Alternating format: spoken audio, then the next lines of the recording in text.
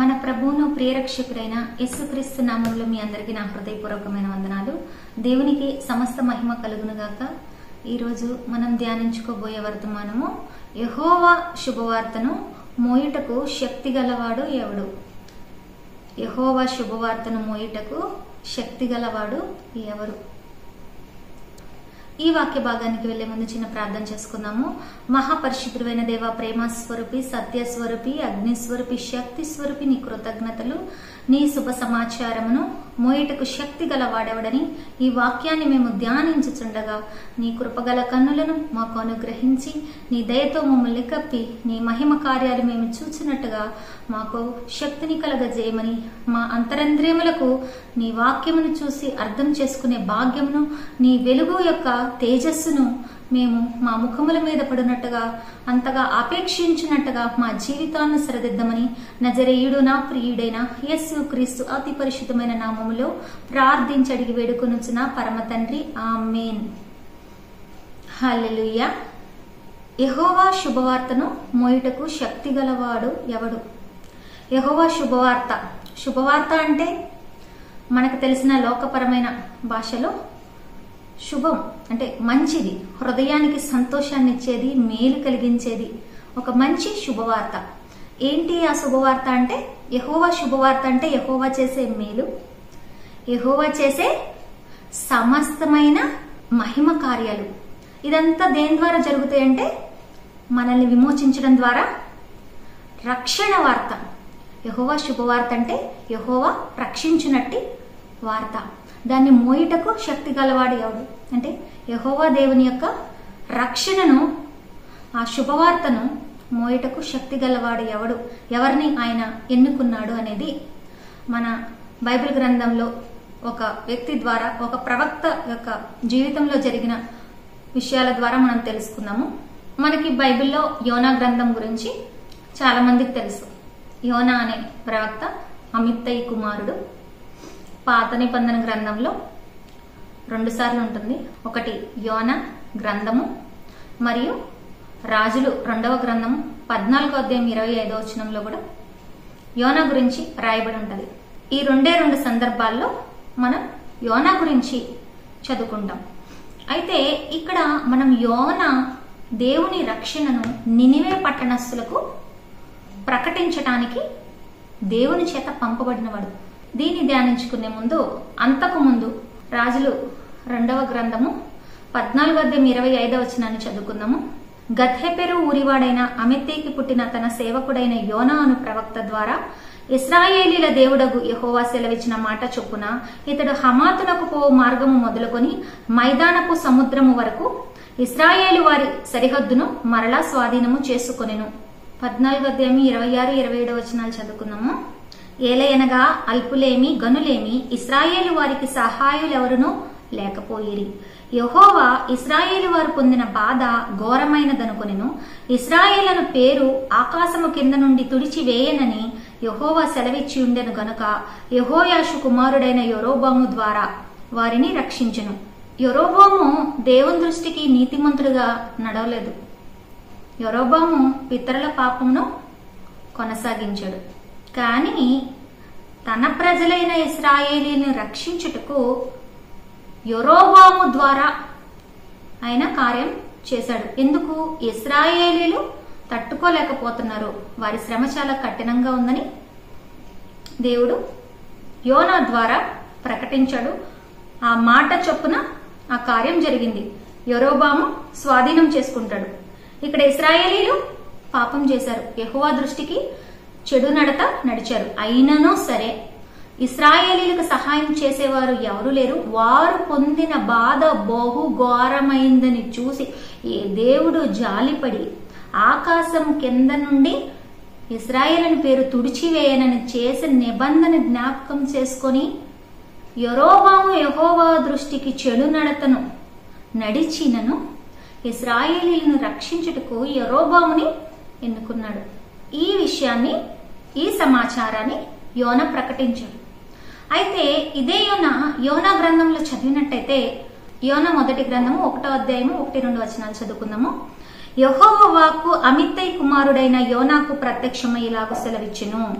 నినివే పట్టణస్థుల దోషము నా దృష్టికి ఘోరమాయను గనక నీవు లేచి నినివే మహాపట్టణమునకు పోయి దాని దుర్గతి కలుగునని ప్రకటింపుము.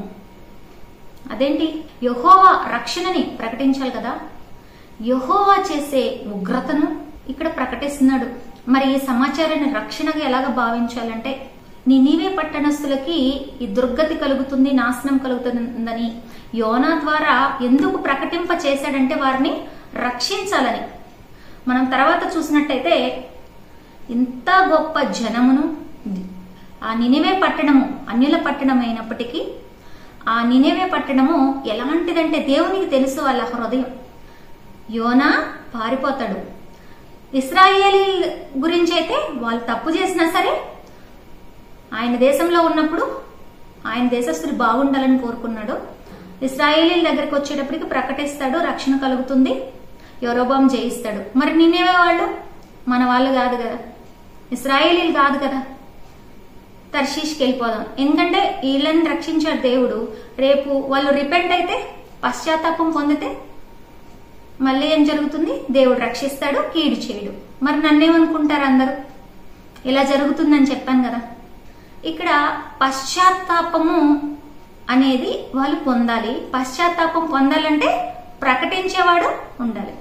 నాతాను దావీదు దగ్గరికి వెళ్ళి నువ్వు తప్పు చేశావని చెప్పాడు. దావీదు పశ్చాత్తాపడ్డాడు.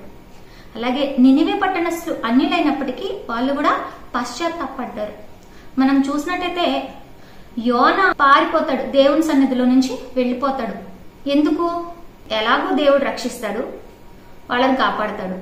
ఈ విషయం నాకు తెలుసు, నన్నెందుకు పట్టుకున్నావు, నువ్వు రక్షిస్తావన్న విషయం నాకు తెలుసు, నాశనం జరుగుతుందని నేను చెప్తాను. జాలిగల దేవుడువు, దీర్ఘశాంతుడు, కరుణా కటాక్షాలు కలిగిన దేవుడవు, రక్షిస్తావు, కానీ నేనేమో నాశనం జరుగుతుందని చెప్తాను. వాళ్ళు పశ్చాత్తాప పడతారు, దేవుని దగ్గరకు వస్తున్నారు కనుక దేవుడు వాళ్ళని రక్షించాడు అనేది యోనా ఇక్కడ గుర్తించట్లేదు. ఎందుకంటే తన వాళ్ళ గురించి అయితే అంత బాగా ఆలోచించుకున్నాడు, కానీ ఇతరుల దగ్గరకు వచ్చేటప్పటికి తన వాళ్ళ పాపక్షమాపణ ఓకే, దేవుడు వాళ్ళని ఆశీర్వదించడం, వాళ్ళ బాధల్లో పరామర్శించడం ఓకే, కానీ వేరే వాళ్ళ దగ్గరకు వచ్చేటప్పటికి, వేరే దేశం దగ్గరకు వచ్చేటప్పటికి, అన్యుల దగ్గరకు వచ్చేటప్పటికి, తన వారు కాని వారి దగ్గరకు వచ్చేటప్పటికి భేదం చూపిస్తున్నాడు ఇక్కడ యోనా. అయితే యోనా దీన్ని తర్వాత తెలుసుకుంటాడు. మరి దేవుడు ఊరుకుంటాడా? తన ప్రవక్త చేత పని చేయించుకునేది కూడా దేవుడే, ఆయనకి తెలిసేలా చేయించుకోవాలి. తర్షీషుకి కాదు, ఇంకెక్కడికి వెళ్ళినా సరే దేవుడు తీసుకెళ్లి తన చిత్తాన్ని నెరవేర్చుకుంటాడు. ఇక్కడ నినివే పట్టణం గురించి ఏమని రాయబడి ఉంటదంటే గొప్ప పట్టణం అని. దేవుని దృష్టికి గొప్పదిగా కనపడేది. 120,000 మంది పైనే నినివే పట్టణంలో ఉంటారు.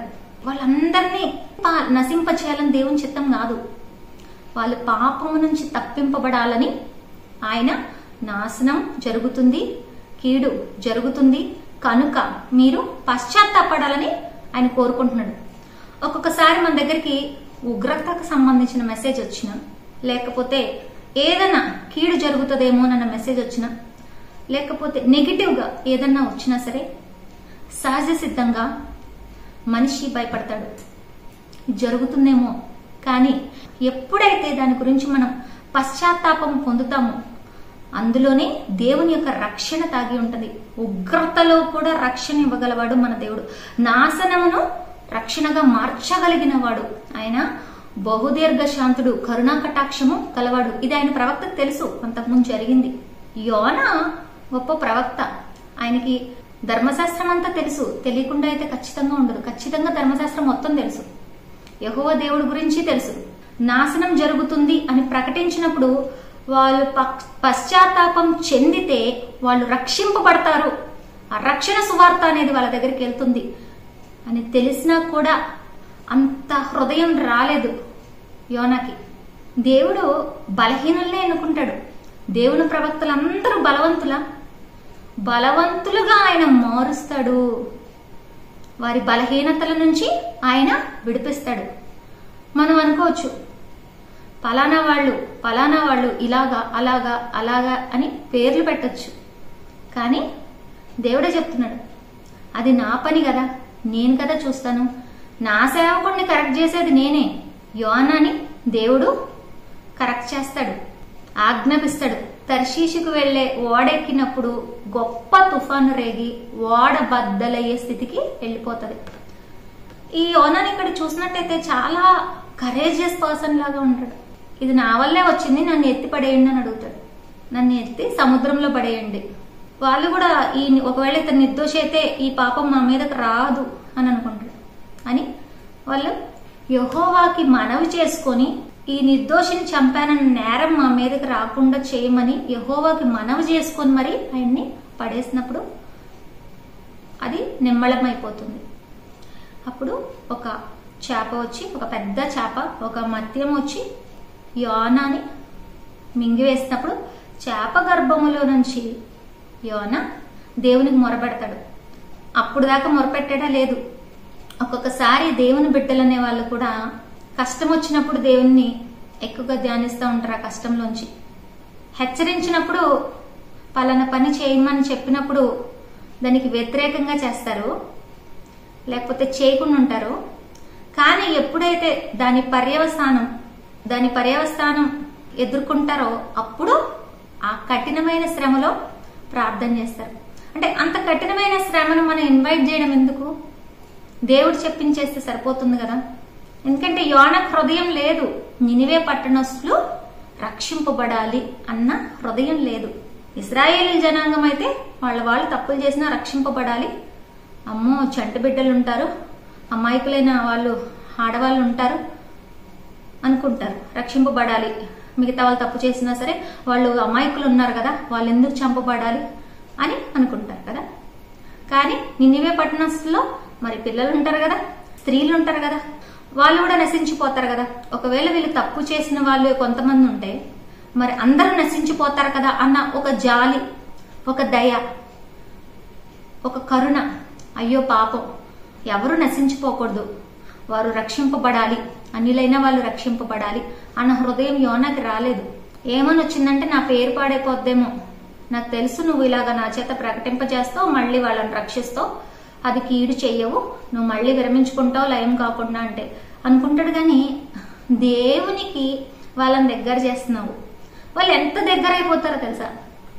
మనం వాక్యంలో చదివినట్టయితే 3వ అధ్యాయంలో యోనా గ్రంథం 3వ అధ్యాయంలో చదివినట్టయితే 1 నుంచి 5 వచనాలు చదువుకుందాం. అంతటి యెహోవా వాక్కు 2వ మారు యోనాకు ప్రత్యక్షమై సెలవిచ్చినదేమనగా, నీవు లేచి నినివే మహాపురమునకు పోయి నేను నీకు తెలియజేయ సమాచారము దానికి ప్రకటన చేయము. కాబట్టి యోనా లేచి యెహోవా సెలవిచ్చిన ఆజ్ఞ ప్రకారము నినివే పట్టణమునకు పోయెను. నినివే పట్టణము దేవుని దృష్టికి గొప్పదై 3 దినముల ప్రయాణం అంత పరిమాణం గల పట్టణము. యోనా పట్టణంలో 1 దినము ప్రయాణం అంత దూరము సంచరించుచు ఇక 40 దినములకు నినివే పట్టణము నాశనమగునని ప్రకటన చేయగా, నినివే పట్టణపు వారు దేవుని యందు విశ్వాసముంచి ఉపవాస దినము చాటించి గనులేమి అల్పులేమి అందరూ గోనపట్ట కట్టుకున్నది. ఎవరు గోనపట్ట కట్టుకుంది? దేవుని యందు విశ్వాసముంచి చిన్నవారు మొదలుకొని పెద్దవారు, అంటే అల్పుల నుంచి గనుల వరకు ఉపవాసం ప్రకటించారు. దేవుని మీద విశ్వాసంతో వారున్నారు. అప్పటి వరకు పాపములు చేసిన వారే. కానీ ఎప్పుడైతే దేవుని యొక్క సమాచారాన్ని పట్టణము లయమవుతుంది, నువ్వు తప్పు చేస్తున్నావు అన్న సమాచారాన్ని పెట్టినప్పుడు వాళ్ళు పాపక్షమాపణ గురించి ఉపవాసాన్ని ప్రకటించుకున్నారు, విశ్వాసం కలిగి ఉన్నారు. నినివే 6వ వచనంలో చూసినట్టయితే ఆ సంగతి నినివే రాజులకు వినబడినప్పుడు అతడును తన సింహాసనము మీద నుండి దిగి తన రాజవస్త్రములు తీసివేసి గోనెపట్ట కట్టుకుని బూడిదలో కూర్చుండును. ఎందుకు ఇవన్నీ చేశారు? వాళ్ళు నమ్మారు దేవుణ్ణి, యెహోవా దేవుణ్ణి వాళ్ళు నమ్మారు. ఏదో పరాయి దేశం వాడు వచ్చి చెప్తున్నాడు కదా అని అనుకోలేదు. ఆయన గురించి వాళ్ళకి తెలుసు ఇది లయమైపోతుందని. రాజు కూడా, అల్పులు గనులు రాజులు, చివరికి పశువులు కూడా నీళ్లు కూడా తాగకుండా ఉపవాసం చేశారు. దేవుడు మరి అంతగా ఒక దేశం అంతా, ఇప్పుడు మన కుటుంబం అంతా ఉపవాసం చేస్తే మనకి ఎంత సంతోషంగా ఉంటది, మన సంఘం అంతా ఉపవాసం చేస్తే ఎలా ఉంటది. అలాగా ఒక పట్టణం 1,22,000 మందిలో ఒక పట్టణం, ఒక సమూహం అందరూ ఉపవాసం చేస్తే దేవుడు నాశనం చేయకుండా, పట్టణం లయం కాకుండా పట్టణాన్ని కాపాడాడు. కానీ యోనాకి ఏం కోపం వచ్చిందంటే, ఈ విషయం జరిగిన తర్వాత యోనాకి సంతోషం రావాలి. ఎందుకు? వాళ్ళు రక్షింపబడ్డారు, దేవుని వైపు తిరిగారు. నా మాట పోయిందని బాధపడుతున్నాడు ఇక్కడ యోనా. నాకు తెలుసు అనవసరంగా వెళ్ళానని. నీ మాట ఇంపార్టెంటా? దేవుడి రాజ్యంలో దేవుని బిడ్డలు, దేవుని రాజ్యంలో దేవుని సైన్యంగా ప్రజలు చేరడం ఇంపార్టెంట్. ఆ హృదయం ఎలాగా ఉన్నది?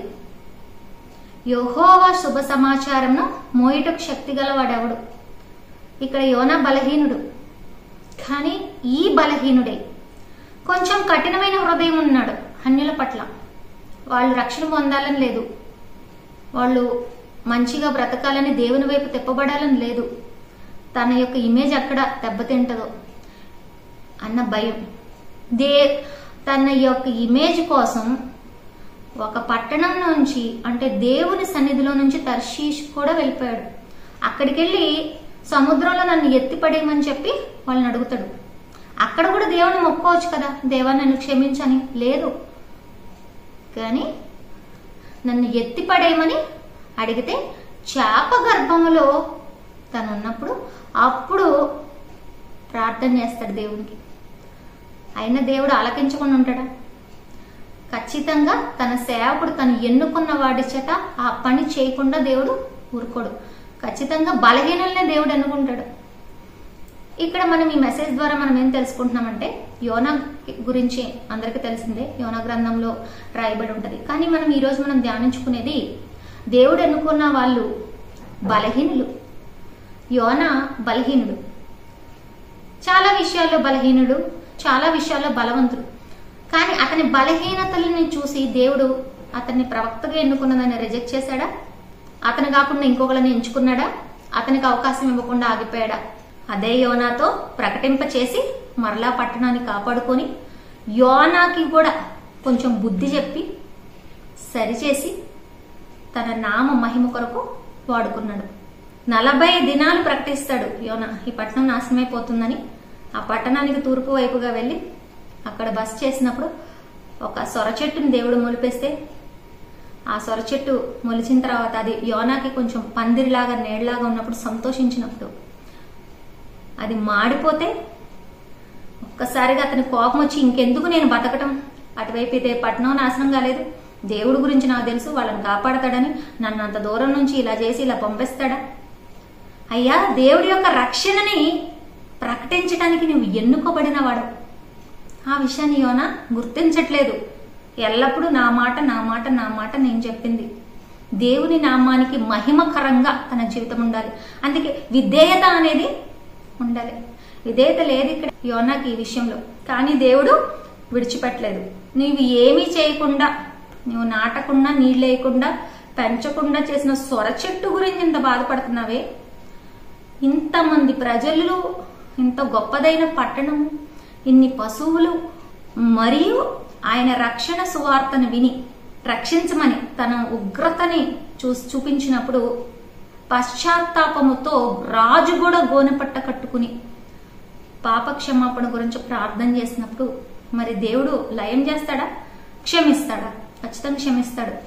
దేవుని బిడ్డలమైన మనం కూడా క్షమించే హృదయం కలిగి ఉండాలి. కొంతమందిని చూసినట్టయితే వాళ్ళు వాళ్ళ వరకే అన్ని మంచి కోరుకుంటారు. నా వాళ్ళు బాగుండాలి, నాకు తెలిసింది బాగుండాలి, అన్నీ బాగుండాలి.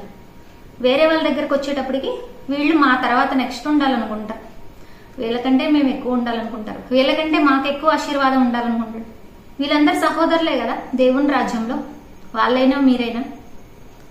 మరి ఇక్కడే ఇన్ని గొడవలు, పార్షియాలిటీస్ ఉంటాయి. దేవుని రాజ్యంలో మీరు అడుగు పెట్టబోతున్నారు కదా. ఇరుపక్షాల వారు దేవుని అంగీకరించి ఉన్నారు, ఇరుపక్షాల వారు దేవుని దగ్గరికి వెళ్తారు. మరి పరలోక రాజ్యంలో ఇలాంటివి ఉంటాయా? వాక్యం ఏమని సెలవిస్తుంది? క్రీస్తుని యేసునందున్న వానికి శిక్షావిధి లేదు. యేసుక్రీస్తుని అంగీకరించిన వారందరూ పరలోకానికి వెళ్తారు. మీ నీతి క్రియల ద్వారా వెళ్ళరు. దేవుని యందు విశ్వాసం ఉంచితేనే, ఆయనలో నిలిచి ఉంటే వెళ్తారు. ఆయనలో ఫలించాలి. ఒక్కొక్కరికి ఒక్కొక్క ఫలం దేవుడు ఇస్తాడు. మనం ఒకళ్ళ ఫలాలని మనం ఒకళ్ళని వేరైతే చూపకూడదు. మనకు తెలియని దాని గురించి మనం మాట్లాడకూడదు. వాక్యంలో ఇలా ఉంటుంది, దేవదూతలు మనుషుల కంటే బలంగా ఉంటారు, అధిక శక్తిమంతులై ఉంటారు. మనుషులు దేవదూతల కంటే కొంచెం తక్కువ. అయినా సరే దేవదూతలు సాతాన్ని చూసినప్పుడు, లూసిఫర్ని, దేవుడు నిన్ను గద్దించునుగాక, అంతేగాని దేవుడి ఎదుట నేరం మోపాలని ప్రయత్నం చేయవు. కానీ మనుషులమైతే మనకు తెలిసిన ప్రత్యక్షత ఎంత ఉందో, నా సహోదరుని ప్రత్యక్షత ఎంత ఉందో తెలుసుకోకుండా, ఆత్మ నియమాలు తెలియకుండా, వాళ్ళకి తెలిసి తెలియని జ్ఞానంతో కొన్ని తెలుసు కొన్ని తెలీదు, దేవుని దగ్గర విచారించకుండా వాళ్ళ ఎజంప్షన్స్ లో దూషిస్తూ ఉంటారు. దేవదూతలు మనుషుల కంటే శక్తి గలవైనను లూసిఫర్ని కూడా, లూసిఫర్ దేవునికి విరోధి అయిన లూసిఫర్ని కూడా దూషించకుండా దేవుడు నిన్ను గద్దించునుగాక అనంటే దేవుని ఎదుట నేరం మోపటానికి వెరుస్తారు. అలాంటిది మనుషులు తమకు తెలిసి తెలియని జ్ఞానం చేత మనుషుల్ని, తోటి సహోదరుల్ని విమర్శిస్తూ ఉంటారు. వీళ్ళకి ఎంతవరకు తెలిసిందో అదే జ్ఞానం. సముద్రంలో ఒక చుక్క జ్ఞానం ఉంటే మిగతా చుక్కల జ్ఞానం ఇచ్చేవాడెవరు? దేవుడు. అలాగే మన సహోదరులని మనం క్షమించం, మనం సహించుకోం, నేనే గొప్ప అనుకుంటాం. కొన్ని వరాలు రాగానే పక్కనోడు చులకనైపోతాడు. We don't respect others. సహోదరులు ఐక్యత కలిగి నివసించాలి. ఆత్మీయ రక్త సంబంధులమైన మనము ఐక్యత కలిగి నివసించాలి.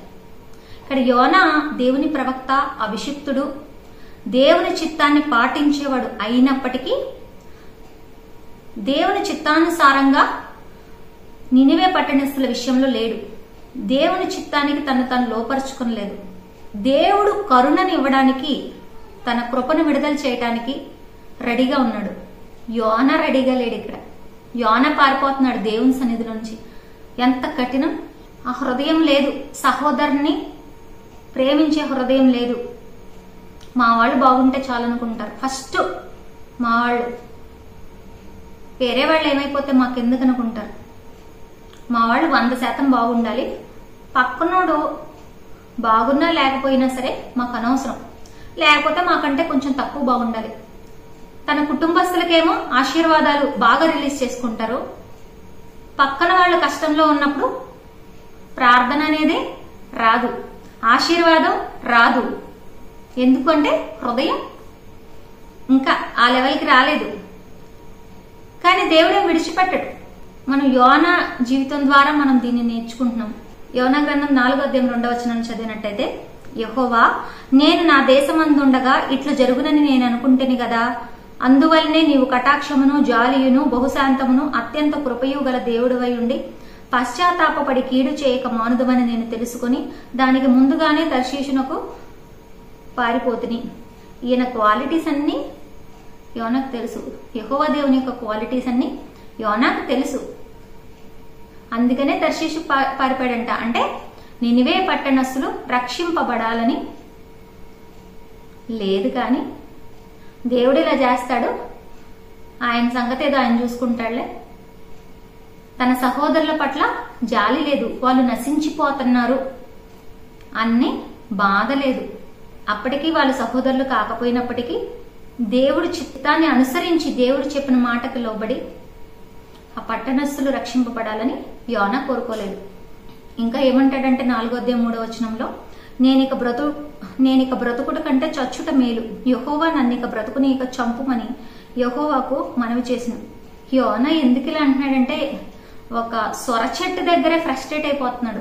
తనకున్న చిన్న మేలు ఆగిపోతే ఇంక నేను బతికేం ఉపయోగం అనుకుంటారు.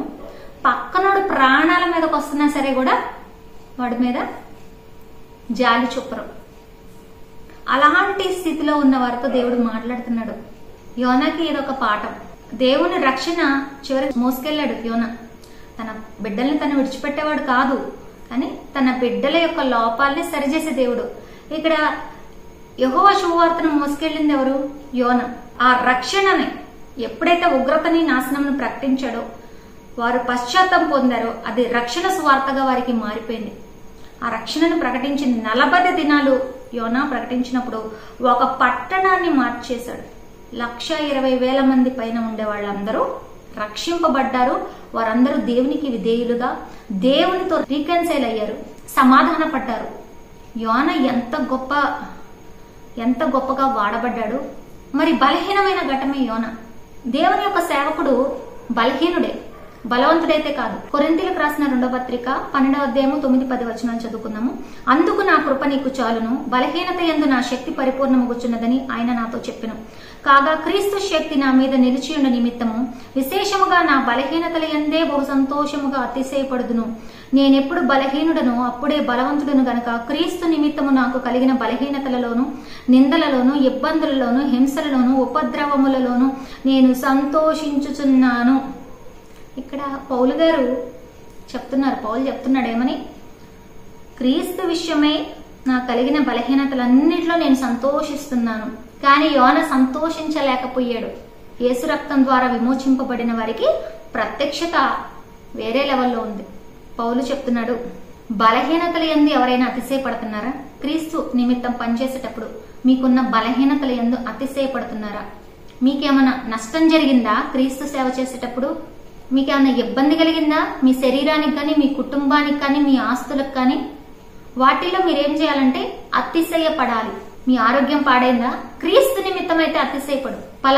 వాళ్ళు నిన్ను అవమానించారా? క్రీస్తు సువార్తను ప్రకటించేటప్పుడు ఆ విషయంలో అతిశయపడు. సంతోషించి గంతులు వేయమని యేసయ్య చెప్తున్నాడు. ఎంత బలహీనంగా ఉన్నాడు యోన, కానీ దేవుడు విడిచిపెట్టాడా? విడిచిపెట్టలేదు. అదే యోన చేత పని చేయించాడు. అదే యోనకి బుద్ధి చెప్పాడు. ఆయన హృదయం ఏంటో తెలియజేశాడు. నువ్వు ఒక చిన్న సొర చెట్టు గురించి ఆలోచిస్తున్నావు, నా బిడ్డలందరూ, నినివే పట్టణస్తులందరూ నేను ఎట్లా నాశనం చేయగలుగుతాను? దాన్ని రక్షించడానికే దేవుడు యోనాని పంపాడు. అలాగే దేవుని సేవకుడు బలహీనంగా ఉంటాడు. పౌలు బలహీనంగా ఉన్నాడు, పేతురు బలహీనంగా ఉన్నాడు, యోనా బలహీనంగా ఉన్నాడు. దేవుని సేవకులు ప్రతి ఒక్కళ్ళు బలహీనులే. బలవంతులని అనుకో. బలవంతులంటే అని ఎవ్వరు అనుకోవడానికి లేదు. క్రీస్తు ఇచ్చే బలం తప్ప ఒక మనిషికి ఎలాంటి క్రెడిట్ లేదు. నీ నీతి క్రియలంటూ మురికి గుడ్డే. రోమీయులకు రాసిన పత్రిక 7వ అధ్యాయము 18వ వచనాన్ని చదివినట్టయితే, నా యందు అనగా నా శరీరమందు మంచిది ఏదియో నివసింపదని నేను ఎరుగుదును. మేలైనది చేయవలెనను కోరిక నాకు కలుగుచున్నది గాని దాన్ని చేయటం నాకు కలగలేదు. నేను మంచి చేయాలనుకుంటున్నాను గాని నా శరీరము చేయనివ్వట్లేదు. కానీ నా మనసులో చేయాలని కోరిక కలుగుతుంది. శరీరమందు మంచిది ఏదీ నివసించదు. యేసయ్య రక్తం ద్వారా తప్ప నువ్వు చేసిన ఏ మంచి పని నిన్ను గొప్పవాడిగా నిలబట్టలేదు.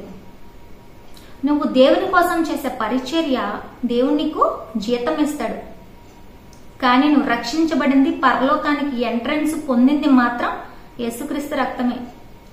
పలానా వాడు ఇంత పాపి కదా, పలానా వాడి కంటే నేను ఎక్కువ కదా, నాకు ఇన్ని ఉన్నాయి కదా, దేవునితో ఇంత సహవాసం ఉంది కదా, ఇంత అన్యోన్యత ఉంది కదా అని అనుకోకర్లేదు. నువ్వు ఆత్మీయతలో ఎంత ఎత్తుకు ఎదుగుతావో అంత తగ్గించుకుంటావు. యేసయ్య ఆయన రాజే, కానీ సేవ చేయడానికి వచ్చాడు. కానీ మరలా రెండో రాకల్లో రాజుకు వస్తాడు, రాజులకి రాజులాగా వస్తాడు. కానీ నువ్వు ఆయన బిడ్డగా ఎలా ఉండాలంటే సేవాభావం ఉండాలి, దేవుని యొక్క లక్షణాలు కలిగి ఉండాలి. కానీ దేవుని లక్షణాలు కలిగి ఉండటానికి నీ శరీరానికి భయంకరమైన పోరాటం జరుగుతుంది. ఆ పోరాటంలో ఫ్లక్చువేషన్స్ వస్తూ ఉంటాయి. నువ్వు పరిపూర్ణత చెందే వరకు పడుతూ లేస్తూ ఉంటావు. కానీ నీ గురి దేవుని వైపు నిలిపి దేవుని వాక్యంలో ఉన్నప్పుడు ఆయన స్వరూపంగా మారడానికి దేవుడు నీకు శక్తిని దయచేస్తాడు. రోమీయులకు రాసిన పత్రిక 7వ అధ్యాయం 24-25 చదివినట్టయితే, అయ్యో నేనెంత దౌర్భాగ్యుడను, ఇట్టి మరణమునకు లోనగు శరీరము నుండి నన్నెవడు విడిపించును? మన ప్రభువైన యేసుక్రీస్తు ద్వారా దేవునికి కృతజ్ఞతాస్తుతులు చెల్లించుచున్నాను. కాగా మనస్సు విషయంలో నేను ఇక దైవ నియమమునకు, శరీర విషయంలో పాప నియమమునకు దాసుడనై ఉన్నాను. శరీరాన్ని చూసినట్టయితే పాప నియమం ఉంది, నా మనసులోనేమో దేవుని యొక్క వెలుగుంది. సో మనం ఏం చేయాలి? దేవుని యొక్క వెలుగును బట్టి మన శరీరాన్ని రాబట్టుకోవాలి. శరీరం, ఆత్మకి శరీరానికి ఎప్పుడు వైరుధ్యం జరుగుతూనే ఉంటది. శరీరాశ, నేత్రాశ, జీవబుడంబం ఎప్పుడు ఎల్లప్పుడూ పోరాటమే ఈ ఆత్మీయ పోరాటం. ఈ ఆత్మీయ పోరాటంలో నువ్వు దేవుని వైపుగా, దైవ నియమం వైపుగా నడిచినట్టయితే దేవుడికి దాసుడివై ఉంటావు. అంటే దేవుడికి విధేయుడై ఉంటావు. దేవుని చిత్తాన్ని నెరవేరుస్తూ ఆయన రాజ్యాన్ని కడుతూ పరలోకంలో నీ ఫలాలు పెంచుకుంటూ ఉంటాం. బలహీనత లేని దైవజనుడు ఉన్నాడా? బలహీనత లేని విశ్వాసి ఉన్నాడా? బలహీనత లేని వాడు ఎవడున్నాడు? ఇప్పటికిప్పుడు ఈ వాక్యాన్ని వింటున్న నీకు బలహీనత లేదా? ఒక్క బలహీనత కూడా నీకు లేకుండా ఉన్నదా? నీవు దేవునితో సహవాసం చేస్తున్నావంటే నీ బలహీనతలన్నీ దేవుడు బలంగా మారుస్తాడు, ఖచ్చితంగా మారుస్తాడు. కానీ బలహీనత కలిగి ఉన్నప్పుడు అక్కడ దేవుని బలాన్ని ఆశ్రయించాలి. ఒక్కొక్కరికి ఒక్కొక్క బలహీనత అనేది ఉంటుంది. ఆ బలహీనతల్లో కూడా మనం అతిశయించాలి. ఎందుకంటే క్రీస్తు నామము కోసం మనము బలహీనులుగా ఉన్నాం. క్రీస్తు కొరకు బలహీనులమయ్యాం. జనాలందరూ మనసులో తిరుగుబాటు చేస్తూ ఉంటారు, ఎవరికి తెలియకుండా తిరుగుబాటు చేస్తూ ఉంటారు, సంఘానికి తెలియకుండా తిరుగుబాటు చేస్తూ ఉంటారు, కప్పిపుచ్చుకుంటారు, వాళ్ళు చేసిన తప్పులు కవర్ చేసుకుంటూ ఉంటారు. ఆత్మసాక్షి ఒప్పుకోదు చాలా మందిలో, కానీ వాళ్ళ మనస్సాక్షి అప్పుడప్పుడు వాళ్ళని హెచ్చరిస్తూ ఉంటది. కానీ ఈ యోనా అందరికంటే కొంచెం ముందుకెళ్ళి దేవునికి విరోధంగా డైరెక్ట్ గా పని చేశాడు. తర్షీషు కూడా ఎక్కాడు. Direct rebellion. ఎందుకంటే ఆ హృదయం లేదు, మర్సీ అనేది లేదు. దేవుని యొక్క మర్సీ యోనాకుంటే, ఆ పట్టణస్థుల మీద జాలుంటే, ఒకవేళ దేవుడి గురించి ఖచ్చితంగా కీడు చేయకుండా ఉంటాడని తెలిస్తే మంచిదే కదా, నన్ను పంపిస్తే దేవుడు, నేను అక్కడికి వెళ్ళి వాళ్ళందరూ రక్షింపబడతారు కదా, వాళ్ళందరూ నాశనం అయిపోవాలని చెప్పేసి ఆ 40 దినాల తర్వాత వెళ్ళి చూస్తున్నాడంట. ఏం మనిషి అనుకోవాలి? బలహీనుడే. కానీ దేవుడు వదిలిపెట్ల తన బలహీనతని సరిచేశాడు. దేవుడు విశ్వాసుల బలహీనతల్ని, దైవజనుల బలహీనతల్ని, మనుషులలో దేవుని భక్తులందరి బలహీనతల్ని దేవుడు వహించుకొని ఉన్నాడు. ఎందుకంటే ఆయన పాపుల కొరకే వచ్చాడు, రోగులకే వైద్యుడు. ఆయన పాపుల కొరకే వచ్చాడు. ఆయన నీతిమంతుల కొరకు రాలేదు. అసలు నీతిమంతులు ఎవరున్నారని? చేప కడుపులోకి యోనా వెళ్ళినప్పుడు వరకు కూడా యోనా ప్రేయర్ చేయలేదు దేవునికి. ఎందుకు చేయలేదు? తనకి ఇష్టం లేదు అది చేయడం. అంటే దేవుని చిత్తానికి తను ఒప్పుకోలేదు. కష్టం కలిగిపోతా ఉంటది. ఒక్కొక్కసారి దేవుని చిత్తానికి వ్యతిరేకంగా వెళ్తా ఉండంటే నొప్పి వస్తుంది. ఇక్కడ ఏమని చెప్తున్నారు పౌలు కొరింథీయులకు రాసిన పత్రికలో? దేవుని కొరకు నువ్వు ఏం కష్టం పడినా, నీ కుటుంబం ఏం కష్టం పడినా విశేషంగా సంతోషిస్తున్నాడంట. నాకు ఎంత నష్టం వచ్చిందా, అది కూడా యేసయ్య కోసమా, పర్వాలేదు. ఆ దేవుని మహిమకైతే నాకు నష్టమైనా పర్వాలేదు, నన్ను నేను కోల్పోయినా పర్వాలేదు. పరిపూర్ణతలోకి వెళ్ళిపోయాడు అనమాట. పరిపూర్ణతలోకి అడుగులు పెట్టాడు. అందుకే రాస్తున్నాడు, నన్నేం చేయలేవు ఈ లోకశ్రమలు. మన జీవితాల్లో కూడా యోనా జీవితం వల్లే ఉన్నదా? దేవునికి విధేయులుగా ఒక్కోసారి ఉంటున్నాం, దేవునికి అవిధేయులుగా ఒక్కోసారి ఉంటున్నాం. ఎదుటివారిని తోటివారిని క్షమించే దగ్గర, నీకు కష్టం వస్తే దేవుడి చిత్తాన్ని నెరవేర్చకుండా దేవునికి వెన్ను చూపే దగ్గర మనల్ని మనం సరిచేసుకోవాల్సిందే. ఈ వాక్యం ద్వారా దేవుడు మిమ్మల్ని హెచ్చరిస్తున్నాడు. ఈ వాక్యం ద్వారా ఆయన మీరు సరిదిద్దబడాలని కోరుకుంటున్నాడు. విధేయత అనేది కంఫర్ట్ కాదు. అంటే మీకు నచ్చితే విధేయంగా ఉండడం కంఫర్టబుల్ గా ఉంది కదా అని. దేవుడు మిమ్మల్ని సరిచేసేటప్పుడు మీ బలహీనతలన్నిటినీ సరిచేస్తాడు. ఎక్కడైతే పడిపోతావో అక్కడే దెబ్బ కొడతాడు. ఎందుకంటే ఆ ఏరియా అనేది మంచిగా మారాలని, ఆ ఏరియా అనేది బలంగా ఉండాలని. కానీ నువ్వేం చేయాలంటే ఆ ఏరియాలో దేవుని యొక్క బలాన్ని ఆశ్రయించాలి. చాలా మందికి చాలా రకాల భయాలు ఉంటాయి. చాలా మంది చాలా ప్రాబ్లమ్స్ లో ఇరుక్కొని ఉంటారు. చాలా కుటుంబ సమస్యలు ఉంటాయి. వాళ్ళందరూ దానికోసం ఉపవాస ప్రార్థన చేస్తారు, ఆన్లైన్ ప్రేయర్స్ చేసుకుంటారు, ప్రార్థనలో ఉంటారు, వాక్యం చదువుతారు, అనేక మంది చేత ప్రార్థన చేయించుకుంటారు, మోకాళ్ళ ప్రార్థన చేస్తారు. అన్ని బాగానే ఉంటాయి.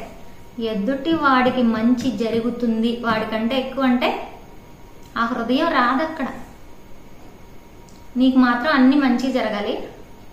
పక్కనోడిని క్షమించటానికి, పక్కనోడికి కొంచెం నీకంటే మంచి జరుగుతుందని తెలిస్తే, వాడు బుద్ధిహీనుడు కదా, వాడికి అట్లానే జరగాలి, వాడు చెడ్డవాడు కదా, వాడికి అట్లానే జరగాలి. ఎక్కడ మోసుకెళ్తున్నావు గాస్పల్ని? నేను పాపుల కొరకే, పాపుల్ని రక్షించడానికి వచ్చానని మనుష్య కుమారుడు ఆయన తను తగ్గించుకుంటే, తగ్గింపు అంటే తలకాయ ఉంచుకోవటం, తగ్గింపు అంటే కాళ్ళు పట్టుకోవడం, తగ్గింపు అంటే చెప్పింది చేయడం. ఇక తగ్గింపు అంటే దేవుని పట్ల విధేయత. దేవుడు ఏం చెప్తే అది చేయాలి. దేవుని మీద మనకున్న ప్రేమ అలాంటిది. ఆ ప్రేమతో మనం మోకాళ్ళ ప్రార్థన చేస్తాం. అంతేగాని నువ్వు మోకాళ్ళ ప్రార్థన చేస్తే నా కుమారుడివి అని అంటే ఆయన మన ప్రేమను వెళ్ళబుచ్చుతాము. మన విధేయతని వెళ్ళబుచ్చుతాము. అన్నిటికంటే నువ్వే ఎక్కువ తండ్రి అని చెప్పడానికి చేస్తాం. అది ఆయన ప్రేమతో హృదయాల్ని గెలుచుకుంటాడు. అనేక మంది యోనాలు, ఆల్మోస్ట్ అందరూ యోనాలే ఉంటారు చూసినట్టయితే. మీ జీవితాల్లో ఒక్కసారి కూడా దేవునికి ఎదురు తిరగకుండా ఉన్న వాళ్ళు ఎవరన్నా ఉంటే చెప్పండి. ఖచ్చితంగా తిరుగుతారు కదా. ఏదో సందర్భంలో క్షమించమంటే క్షమించరు కదా. క్షమిస్తున్నాను అన్న ఒక పదం సరిపోదు. ఫర్గివ్ చేశాను అని ఒక మాట చెప్తే సరిపోదు. ఏదో ఒక నెల రోజులు క్షమిస్తే సరిపోదు. ఆ హృదయం అంతా మారిపోతుంది. దేవుని యొక్క వెలుగుతో నిండిపోతుంది. అంటే దేవుని వాక్యంతో. ఇంకా మరలా అది గుర్తుకు రాదు. అదే సమాధానం. అందుకే మీ జీవితాల్లో ఒక్కొక్కసారి మనం చూసినట్టయితే కొన్ని విషయాలు నెరవేరవు, కొన్ని ఆటంకాలు ఉండిపోతూ ఉంటాయి, కొన్ని కార్యాలు జరగవు. డిలేస్ వెళ్ళిపోతుంది, లేకపోతే నెగిటివ్గా వెళ్ళిపోతుంది.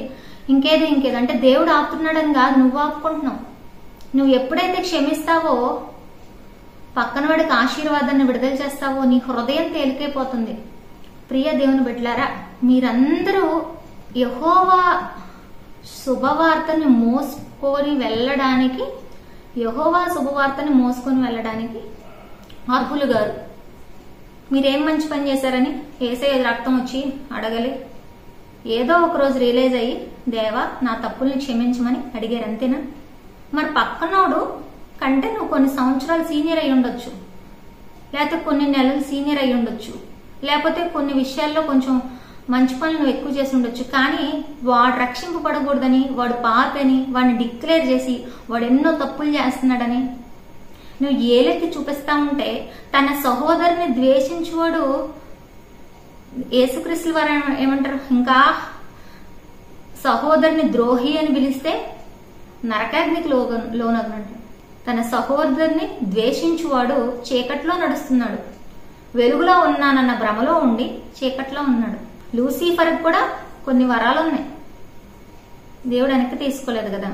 ఒకరినొకడు మిక్కటముగా ప్రేమించుకొనుడి అంటే మన ఫ్యామిలీలో మెంబర్స్ ని మాత్రమే ప్రేమించుకొనుడి అని ఉంటుందా బైబిల్లో? మనందరిది ఒకటే ఫ్యామిలీ. ప్రపంచం అంతటిది యేసు రక్తంతో కడగబడిన మన ఫ్యామిలీ. ఒకళ్ళ బలహీనతల్ని ఒకళ్ళు సరి చేసుకోవాలి మనం.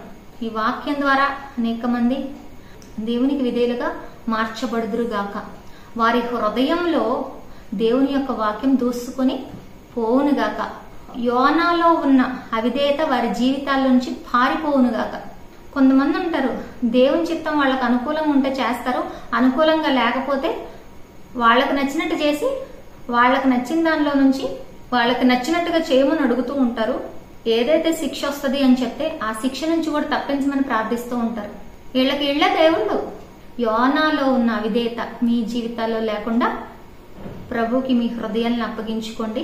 దేవుని చిత్తానికి లోబడండి. మీరు రక్షణ శుభవార్తని మోసుకుని వెళ్ళండి. పరలోకంలో జీతం పొందుకోండి.